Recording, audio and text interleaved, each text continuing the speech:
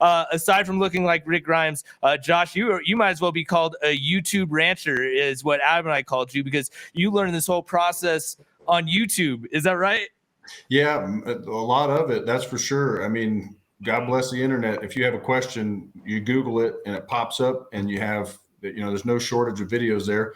Obviously, you got to kind of weed through and find the good ones, but just like anything else, there's books out there, there's magazines, there's periodicals you can subscribe to, and then just being able to be humble and go talk to people that have done it. The old timers have been doing it for a while, and old timers. Yeah, man, figure it out. Like, just got questions, ask. I got a lot of friends that have helped me with that, so God bless them. How many acres of land, and where are you at right now?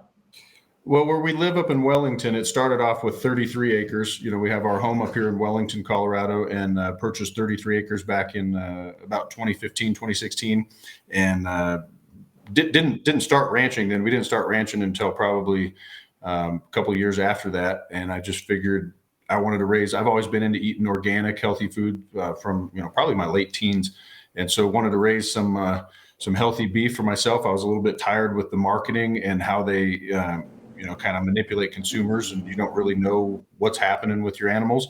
So I wanted to have complete control of that process, and bought a couple cattle, and you guys from the firehouse really stepped up and purchased some and helped me get that started. And after because to kind of the story before you became a YouTube rancher was you were actually with the fire department for Adams County South, right? And so yeah, and so you did that, and then you end up leaving that and you became a rancher. Now, what is your process, Josh? Walk through it, because you have lamb and beef there, but it's all grass fed. Most people probably don't even know what that means, other than seeing a sticker on it when they go to the grocery store. Right. So the short version of that is when the calves are taken from the mom, when they're done milking and they're old enough to be weaned and not breastfeed anymore, they'll ship them to either a feedlot, and they'll fatten them up really fast on grain, corn, soy, whatever you can.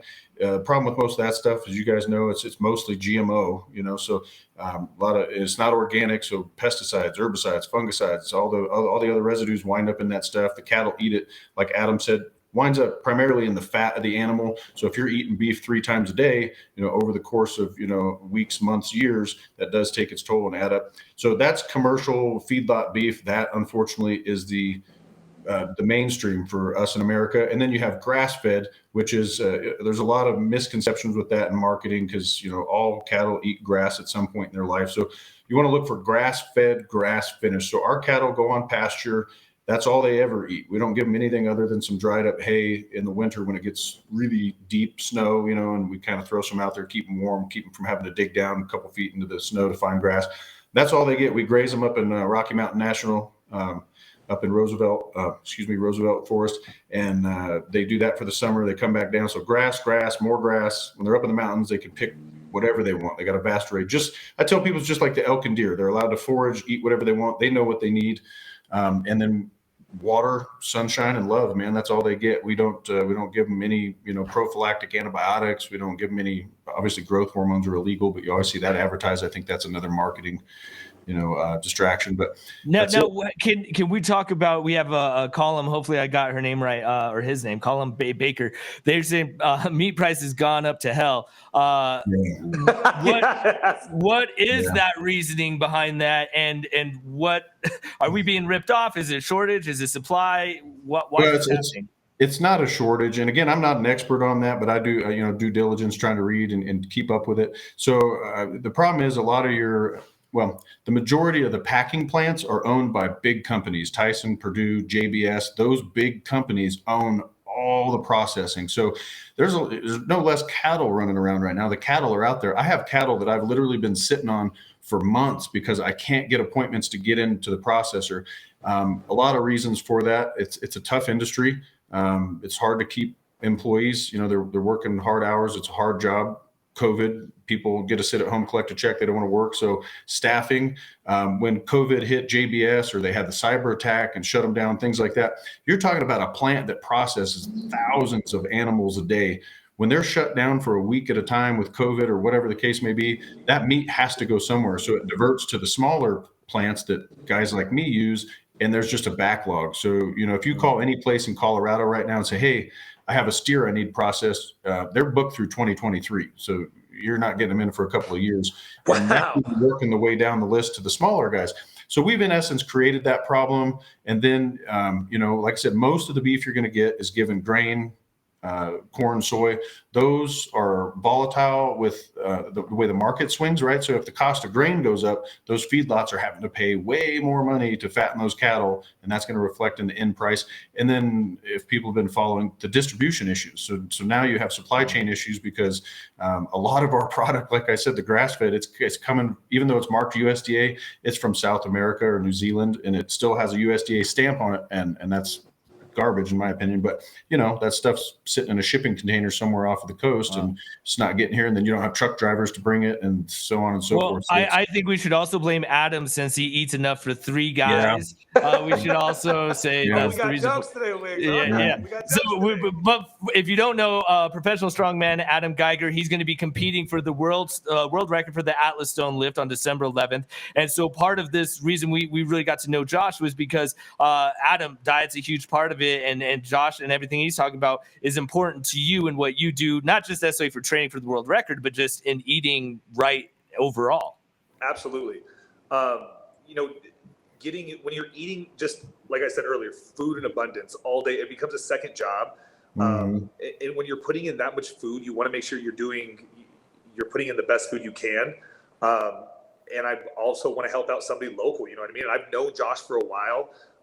So when he got into this and we kind of started chatting about it, and then he was telling me everything he knew about it, I was like, my God, it really was the small things that got me. Like, I could go anywhere and get grass-fed, grass-finished, right? There's most of what he does, the big stuff, you could probably find at most places, but it's the small things that he does. You know what I mean?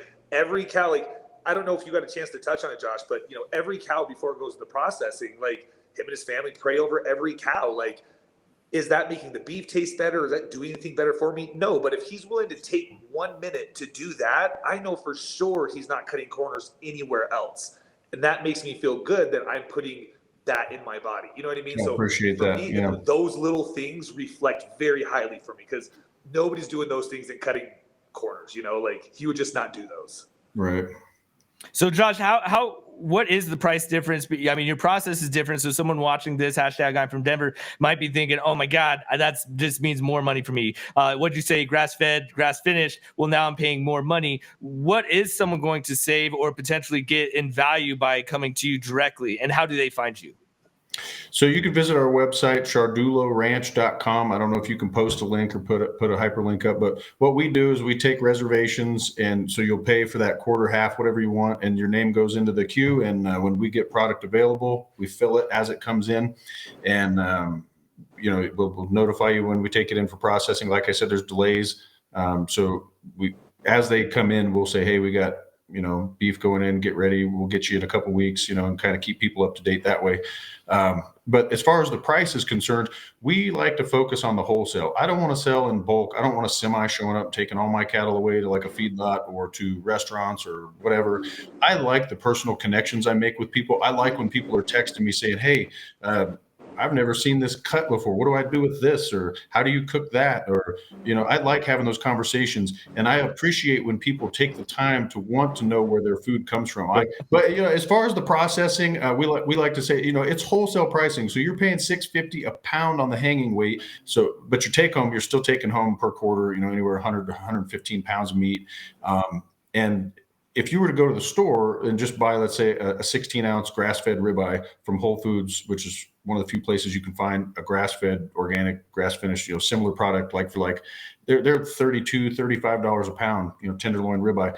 That's a lot of money. So, obviously, if you buy in bulk and wholesale, you're going to save a little bit. And, we don't really, with the exception of trying to get the meat into the processor, we don't have any supply chain disruptions. You're pretty much getting it straight from us. So there's not a middleman. Well, Josh, it's super cool to know the process. If you want to go check out his website, learn more about him, or maybe you want to buy some beef, some lamb, CIARDULLO ranch.com. And Josh, we're going to have you on again. I think we've talked about having cooking segments with you and Adam and kind of seeing who's the best cook. We know who the winner is. So sorry, Adam, you're going to lose, but it'll still be a good time. So until then, thank you, Josh. Thank you, Adam. And thank you everyone for streaming. #I'm from Denver. Have an amazing day, guys. Thank Later. you.